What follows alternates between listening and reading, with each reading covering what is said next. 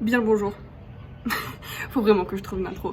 Aujourd'hui, on est le 21 mars et le programme c'est d'aller à Beeline pour avoir un forfait de téléphone.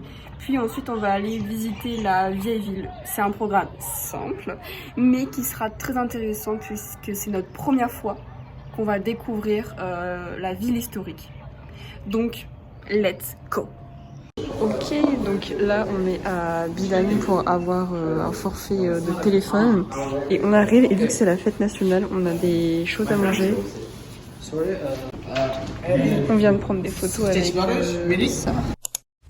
Ça, comme je dis, c'est du Smalak. C'est un produit particulièrement phare durant cette période de Navroz qui est fabriqué à partir de germes de blé et qui ont été cuisinés toute la nuit. Voilà. Maintenant, direction la vieille ville.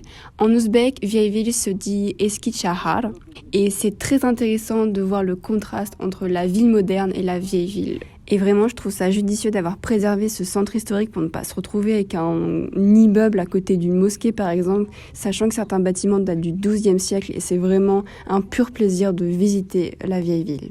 Et ça, vous allez le voir. Ok, on est arrivé dans la vieille ville et là on va un peu se balader. On a deux personnes qui nous accompagnent, c'est des étudiants qui apprennent le français et ils nous montrent un peu la vieille ville, comment c'est et tout. C'est vraiment cool, je m'attendais pas du tout à ça. J'adore les pavés. Ok, on est dans un hôtel et on peut voir c'est du fait main. Ça a dû prendre je sais combien de temps, tout est fait main, toutes les décorations et tout. Et c'est un hôtel qui a ouvert genre il y a pas longtemps, il est tout neuf. Et juste, la salle est incroyable. C'est vraiment atypique. C'est trop beau. On a du mal à croire que c'est un hôtel qui vient d'ouvrir. Et au dernier étage, c'est une terrasse qu'ils ouvrent que à l'été. Mais regardez juste les détails, même ça c'est fait main. Bukhara, Khiva, Samarkand. Ok, on retrouve les trois villes. Three region. It's a popular in Uzbekistan. Yeah. Oh, j'avais pas vu, mais en fait, il y a du relief sur ce pan. C'est magnifique, ça rend très réaliste. Même dans les chambres, on retrouve les... Je sais même pas comment ça s'appelle.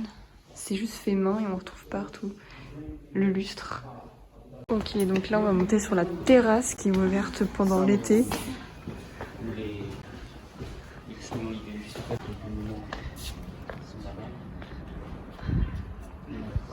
C'est intéressant, ensoleillé, en été soleil. La tradition, moi aussi, un petit roche.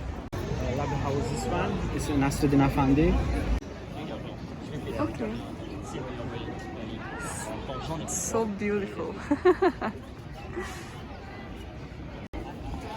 Ok, on est rentré dedans. C'est immense.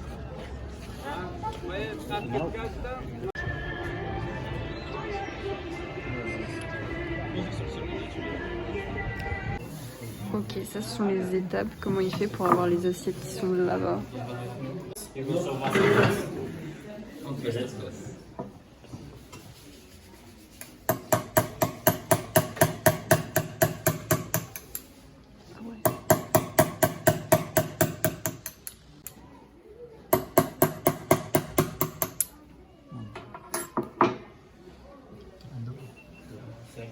Devinez combien il coûte le jeu d'échecs. Il a duré 6 mois. Il coûte 300 of dollars. It's incroyable.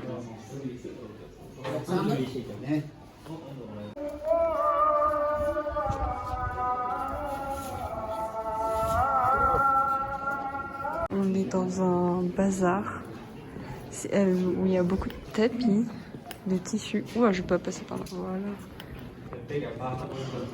C'est bien que ce soit à l'intérieur comme ça. L'été, ça permet d'avoir plus froid comparé à la température extérieure. J'aime bien dire les noms des bazars. Du coup, celui-là, il s'appelle Abdullah Khan. Les deux précédents, c'était Toki Saratan et Toko, je sais plus. J'ai déjà vu. On est sur la place avec les fameuses mosquées. C'est juste incroyable et gigantesque. Bon, juste après la visite de la ville, on était fatigués avec la marche, les 7 heures de train, notre premier jour.